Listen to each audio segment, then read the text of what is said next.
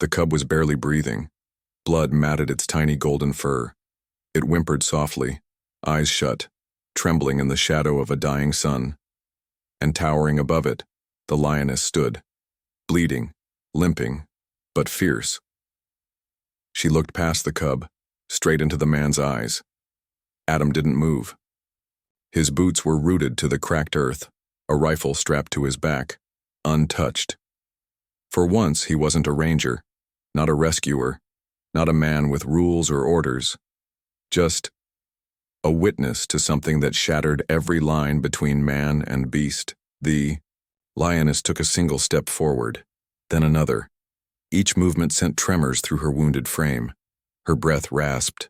Her flank glistened with open wounds, deep gashes that no creature should have survived. And then, with the softest growl, she did something no one could believe. She nudged her cub toward the man and began to cry. Her chest heaved. A sound. Not a roar, not a growl, but a pained, human-like sob escaped her throat.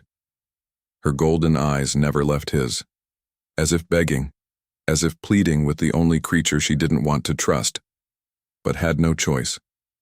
Adam slowly knelt. He didn't know what broke first, his heart, or the silence between them. He gently reached out, cradling the fragile cub in trembling arms.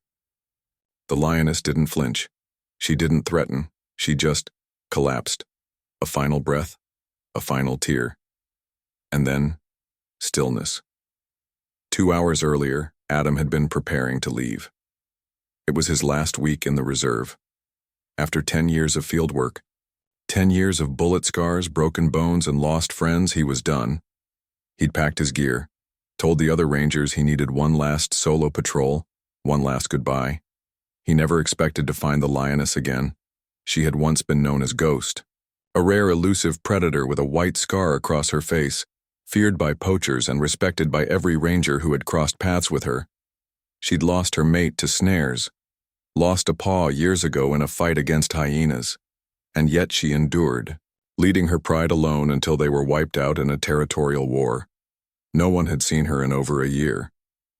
Most thought she was dead, but Adam had always felt something different, a connection he couldn't explain. Maybe because the last time he saw her, she had spared him. He'd aimed his rifle straight at her. She had every chance to lunge, to kill. But she simply stared, turned her back, and walked away with her newborn cub in her mouth. He never forgot her eyes. And now, here she was, bleeding out, broken. Adam wrapped the cub in his jacket, gently placing him in his backpack, keeping the zipper low enough for air. The lioness's body lay still beside them, but something gnawed at him. Something didn't make sense. Why was she alone? Why was the cub injured? And then he saw it. Tracks, human, heavy boots, drag marks, poachers. Adam ran. He didn't think, didn't breathe. The cub whimpered inside his jacket. Adam's chest burned as he sprinted across the dry plains, heart pounding like a war drum. He reached his truck hidden behind a brush line, threw open the door, drove faster than he ever had, swerving around rocks and roots, tires spitting dust into the dying light. But halfway through the trail he saw the smoke, a small rising plume from beyond the hills.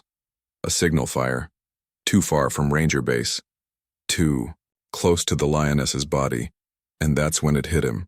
They weren't after her. They were after the cub. When Adam reached the base camp, chaos awaited him. The emergency ward was small. Just 2 volunteers and barely enough medicine for dogs, let alone a lion cub. But they didn't ask questions.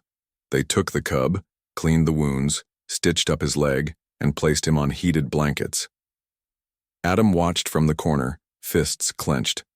"He's strong," one of the medics whispered. "He's fighting, but he won't survive the night without serum. We don't have it." Adam didn't hesitate. He turned and walked out into the darkness. The poacher's camp was exactly where he remembered. Crumbling hut hidden near the dry riverbed. Lanterns flickering, voices laughing. He didn't bring his rifle. He brought his bare hands and rage. Adam stormed into the camp like a ghost with a heartbeat. 3 men were caught off guard. Two went, down before they could grab their guns. The third, older, cruel-eyed, recognized him. "You again?" the man spat. "Still crying over beasts?" Adam didn't answer. He just grabbed the box, the crate marked with red tape. Inside, he knew, was what he needed. The serum, the tools, the stolen medicine they used to keep captured cubs alive for trafficking. Before he left, he looked the man in the eyes. "She gave him to me," Adam said. "You don't deserve to breathe the same air." And then he walked away, dragging the crate, leaving blood and silence behind him. Hours passed. The sun never rose.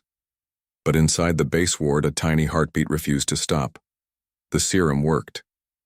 The ID's cub stirred. He opened one eye, then another. Looked around, dazed. Adam was beside him, sitting in silence, hands bruised, face unreadable. The cub blinked, then reached one tiny paw toward his chest and curled into his shirt. Adam didn't speak. He just closed his eyes. He had lost friends, family, even faith in what he was doing. But in that moment, with a lion cub breathing against his heart, something changed. He felt the lioness's final stare again, not one of pain, but of hope. She hadn't given him her cub out of fear. She had chosen him, trusted him. Months passed. The cub grew stronger. He learned to walk again, to roar, play, stalk butterflies in the tall grass. He never left Adam's side. Reporters came. Wildlife officials argued. "He needs to be rewilded," they said. "He's still a wild animal." But every time they tried to separate him from Adam, the cub cried, screamed, refused to eat, and so the government relented. The cub, now named Ghost Jr., was allowed to remain under Adam's care, as long as it was within the reserve. So Adam stayed. He canceled his resignation, rebuilt his cabin near the edge of the lioness's old territory.